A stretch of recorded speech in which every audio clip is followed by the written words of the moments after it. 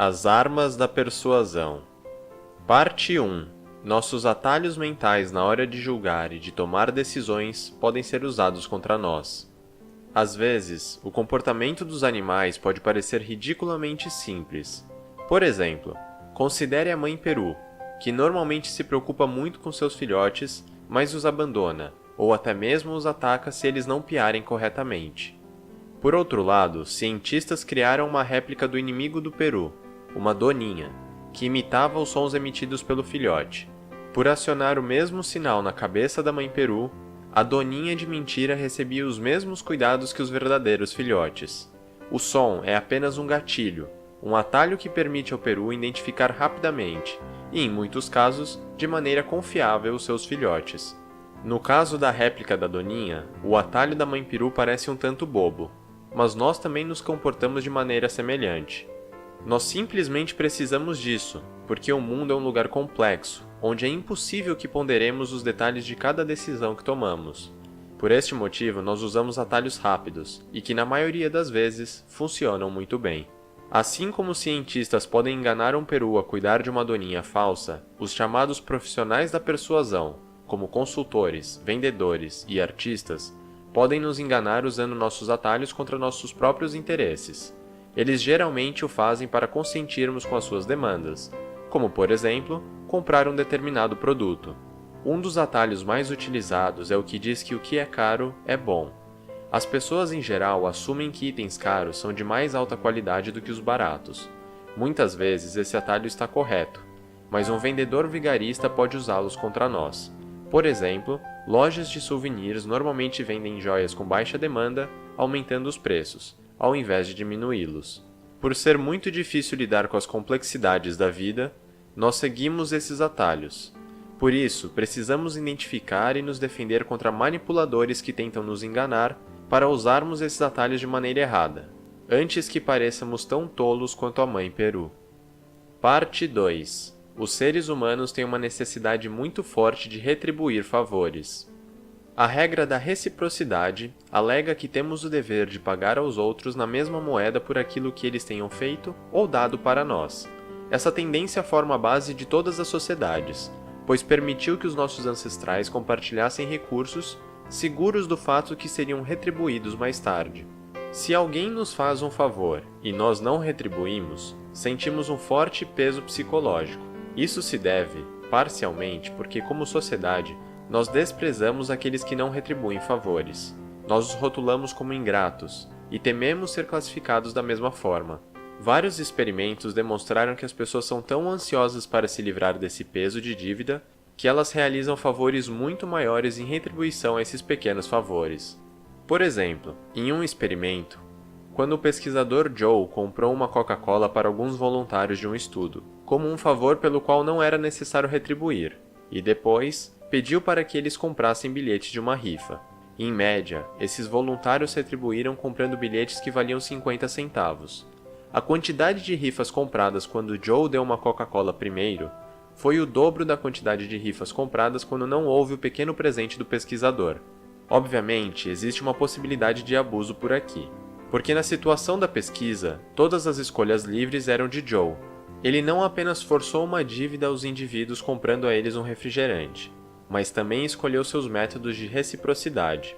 Outro exemplo disso foi a organização Krishna, que utilizou essa tática com ótimos efeitos quando eles presenteavam com flores os pedestres na rua. Mesmo que, em geral, as pessoas se sentissem aborrecidas pela abordagem, muitas vezes elas faziam doações após receberem as flores como presentes. Para lutar contra as tentações de levar vantagem da lei da reciprocidade, você não pode simplesmente recusar todos os favores, pois logo você seria mal visto pela sociedade. Ao invés disso, identifique de fato quais são as ofertas, se elas são favores genuínos ou se são táticas abusivas de manipulação, e então apenas retribua da forma apropriada. Parte 3. A técnica da rejeição seguida de recuo é desonesta, porque provoca a regra da reciprocidade e o princípio do contraste. Assim como desejamos retribuir favores, nós também sentimos obrigados a igualar as concessões nas negociações. Se um escoteiro pede primeiro que você compre uma rifa de R$ 5, mas então, após a sua negação, ele reformula o pedido para um doce de R$1, você provavelmente comprará o doce para se adequar à concessão, esteja com fome ou não. Isso é conhecido como a estratégia da rejeição seguida de recuo, e é surpreendentemente poderosa para conseguir o que se quer. Além do nosso desejo de retribuir concessões, ela também utiliza o princípio do contraste. Quando dois itens nos são apresentados um após o outro, a diferença do segundo item para o primeiro é amplificada. Assim, o doce no exemplo do escoteiro parece desproporcionalmente mais barato após a rifa, pois houve um recuo na oferta de R$5 para apenas R$1. A estratégia da rejeição seguida de recuo chegou até mesmo a derrubar presidentes, como no vergonhoso escândalo de Watergate. Em 1972, a reeleição do presidente Richard Nixon parecia inevitável, mas de alguma forma, um homem chamado Gordon Liddy conseguiu convencer o Comitê de Reeleição da Presidência, CRP, que eles deveriam dar-lhe $250 mil para realizar assaltos aos escritórios do Comitê Nacional Democrata. Essa foi uma tentativa ilógica e arriscada, mas Liddy usou a estratégia da rejeição seguida do recuo. Ele começou sugerindo um esquema de $1 milhão, envolvendo sequestro, assalto e prostitutas. Apesar de a segunda e a terceira propostas ainda serem escandalosas e mal concebidas, o comitê sentiu que devia dar a Liddy algo por suas concessões em relação ao primeiro esquema. Também, comparando-se com a proposta ultrajante de $1 milhão, o esquema de 250 mil, envolvendo simplesmente um assalto, não pareceu tão ruim assim. O escândalo causado depois que os assaltantes foram pegos eventualmente forçou Nixon a renunciar. Parte 4. Quando as oportunidades se tornam escassas, nós as desejamos ainda mais. Uma influência poderosa em nosso processo de decisão é a escassez. Oportunidades são vistas como mais valiosas se sua disponibilidade se torna limitada. Isso parece ser causado pelo fato de que as pessoas odeiam perder oportunidades, o que é bem conhecido pelos publicitários. Alguns exemplos de anúncios são: por tempo limitado, última chance, as promoções terminam em 2 dias. Um estudo demonstrou que quando participantes eram informados sobre uma promoção de carne por tempo limitado, eles compravam até 3 vezes mais do que se não houvesse limite de tempo. De maneira interessante, esse efeito foi agravado quando dito às pessoas que apenas algumas pessoas selecionadas sabiam sobre a promoção. Tanto a escassez da oferta quanto da informação fizeram com que os compradores comprassem 6 vezes mais carne do que os compradores que não sabiam sobre o limite de tempo. A escassez se torna uma influência poderosa sob 2 condições. Primeiro, tendemos a querer mais algo se sua disponibilidade diminuiu recentemente, em vez de ter sido baixa o tempo todo. É por isso que revoluções sociais acontecem quando as condições de vida da população sofrem um grande retrocesso, e não quando elas sempre foram baixas. A queda repentina aumenta o desejo das pessoas por algo melhor, e por isso, elas reagem e se rebelam. Em segundo lugar, a competição sempre faz nossos corações dispararem. Seja em leilões, relacionamentos ou negócios, o pensamento de perder algo para um rival geralmente nos transforma em pessoas super zelosas. É por isso que, por exemplo, agentes imobiliários geralmente mencionam aos compradores que muitos outros compradores estão interessados em uma determinada casa. Seja verdade ou não, isso aumenta o interesse do comprador, pois ele não quer correr o risco de perder o negócio.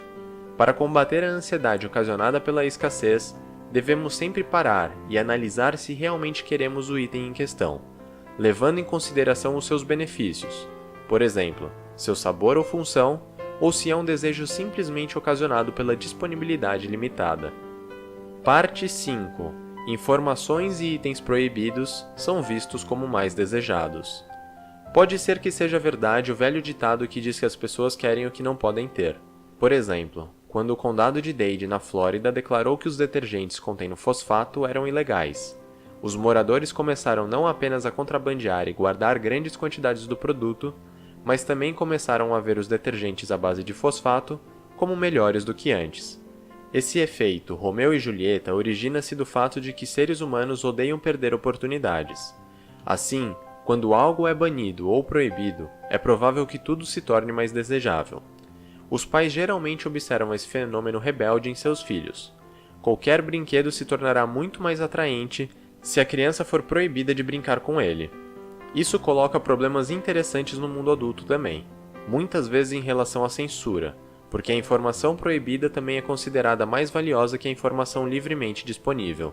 Um estudo demonstrou que quando universitários foram informados que um discurso que se opunha aos dormitórios mistos seria proibido, eles se tornaram mais favoráveis ao argumento do discurso sem ter nem mesmo ouvido uma palavra. Da mesma forma, uma pesquisa de tribunal indica que júris também podem ser afetados pela informação censurada. É sabido há tempos que quando os júris sabem que a companhia de seguro vai pagar a conta, eles tendem a pedir indenizações maiores à parte demandante. Porém, o curioso é que eles pedem indenizações ainda maiores se for expressamente dito pelo juiz para ignorarem o fato de que o réu tem seguro. A informação proibida parece ser mais relevante para eles, e os fazem reagir de forma exagerada, assim como um brinquedo proibido parece imensamente mais desejável por qualquer criança.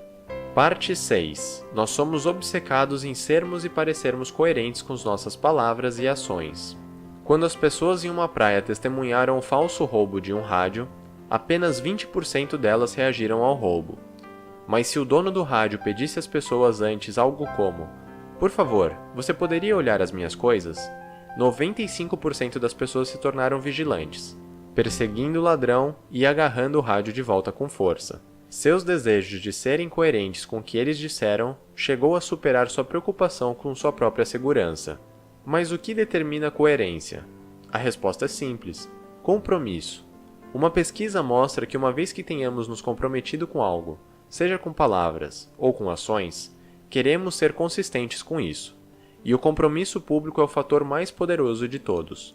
Um jurado em um tribunal de justiça, por exemplo, é pouco provável que mude sua opinião, uma vez que tenha se expressado abertamente. Chegamos inclusive a modificar nossa autoimagem para sermos coerentes com nossas ações passadas. Por exemplo, interrogadores chineses colocaram prisioneiros americanos para colaborar depois da Guerra da Coreia, pedindo a eles que fizessem pequenas concessões, como escrever e assinar informações inócuas como "A América não é perfeita". Quando essas afirmações foram lidas pelo campo de prisão, entre outros americanos, o prisioneiro era geralmente taxado como colaborador ou enganador por seus compatriotas. Surpreendentemente, o prisioneiro começava então a se ver também como um colaborador, consequentemente, tornando-se mais prestativo aos chineses. Ele efetivamente ajustava sua autoimagem para ser coerente com o que ele havia feito. Ter o compromisso por escrito também era um elemento importante nesse processo. Existe um compromisso muito poderoso nas palavras escritas por alguém.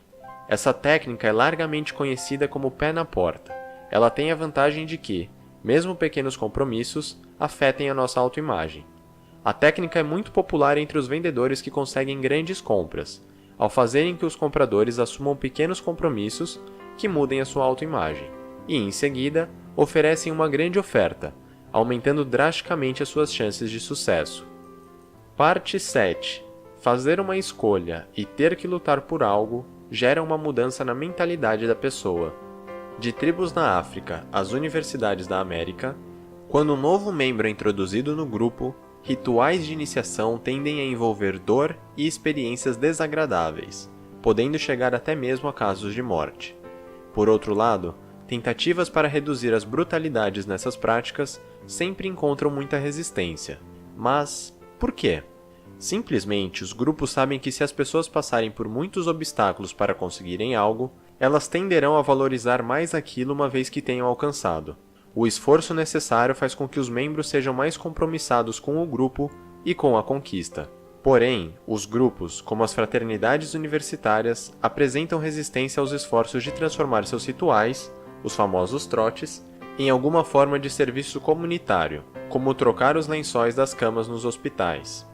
Isso porque eles querem que os membros façam a escolha interna por terem participado da cerimônia e que não encontrem desculpas como "Ah, isso foi feito pelo bem da comunidade", que os permitiria usar uma justificativa externa para seu comportamento.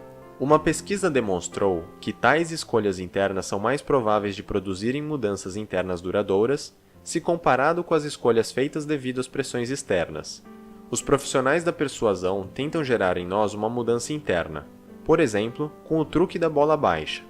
Um negociador de carros pode fazer uma oferta tão surpreendentemente barata em um carro que imediatamente decidamos comprá-lo. O negociador sabe bem que, durante o test drive, iremos construir diversas outras razões para comprar o carro, além da questão do preço, como por exemplo, conforto, a cor do carro, a direção macia, etc. No último minuto, a oferta inicial é retirada, devido a um erro nos cálculos, e um novo preço mais caro é apresentado. Independentemente da nova oferta não parecer mais tão boa, nós acabamos comprando o carro por causa da mudança interna que geramos em nossas mentes. São aquelas razões que surgiram durante o test drive e que fizemos questão de comentar com o comprador enquanto apenas experimentávamos o carro. Parte 8. Quando existe incerteza, temos a tendência de buscar a aprovação social. O princípio da aprovação social afirma que, frequentemente, decidimos o que fazer com base no que os outros estão fazendo. Essa tendência é utilizada para nos manipular. Por exemplo, quando os programas de televisão usam risadas artificiais para que as piadas pareçam mais engraçadas, ou quando igrejas colocam algumas doações na cesta de donativos antes mesmo de pedir doações, para fazer parecer que todos estão contribuindo e para aumentar as nossas chances de doar também. A comprovação social é ainda mais forte quando existe a incerteza. Infelizmente, um exemplo disso é o caso de uma jovem mulher, Genovese, que foi esfaqueada até a morte nas ruas de Nova York, em 1964. O aspecto verdadeiramente chocante foi que o ataque durou mais de meia hora, e cerca de 38 pessoas presenciaram o caso de seus apartamentos, mas ninguém interveio ou ao menos se importou em ligar para a polícia. Essa chamada inação espectadora ocorreu principalmente por dois fatores. Primeiro, quando muitas pessoas estão envolvidas, diminui-se a responsabilidade pessoal sentida por cada participante. Segundo, o ambiente urbano contém muita incerteza e coisas desconhecidas. Quando as pessoas não têm certeza, elas olham para ver o que os outros estão fazendo. Neste caso, as pessoas estavam discretamente olhando por suas janelas, o que parecia indicar aos outros que a falta de ação era a melhor saída para a situação.